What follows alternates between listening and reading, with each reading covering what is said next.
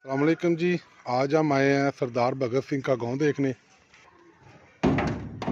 ये हवेली है, उसका मेन दरवाज़ा है और ये साथ बना हुआ है एक कमरा। जो यहाँ पे मेहमानाने ग्रामी आते हैं उनको बिठाने के लिए ये कमरा बना हुआ है। यहाँ पे सरदार भगत सिंह की यादें, उनके बारे में लिखी गई किताबें।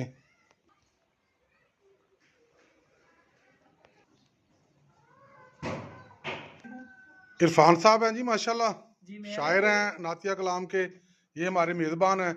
इसको तो आप जानते हैं, आरस भट्ट साहब को, सियालकोट की जो भी हैं। और ये माशाल्लाह सब तस्वीरें लगी हुई हैं यहाँ पे। ये उनकी कुछ यादें हैं, खूबसूरत यादें।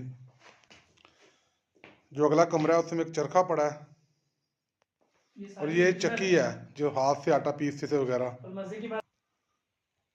जंगे आज़ादी का हीरो सरदार भगत सिंह।